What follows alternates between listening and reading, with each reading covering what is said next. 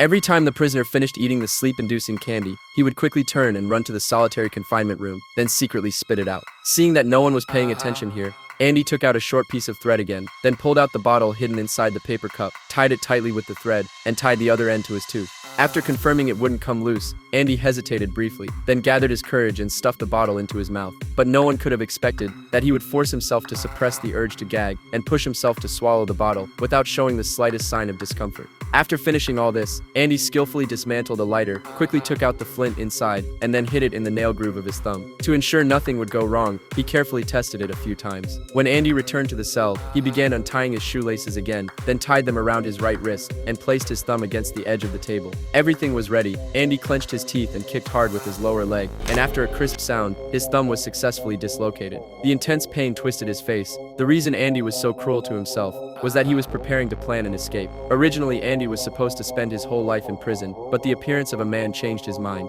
The warden's son had leukemia, and currently only Andy's bone marrow was a match. To save his son, the warden had no choice but to come and negotiate with Andy. But to his surprise, Andy agreed immediately after hearing it. Although the warden was still suspicious, when he thought of his critically ill son, he could only compromise. And because of Andy's injury, the bone marrow transplant surgery was moved up. That day, Andy was shackled with heavy leg irons, ready to go to the hospital for surgery. To prevent him from escaping, he was escorted by police cars the whole way, and even a helicopter was deployed to accompany them. Just when everything was going smoothly, the Andy who was supposed to be asleep suddenly opened his eyes.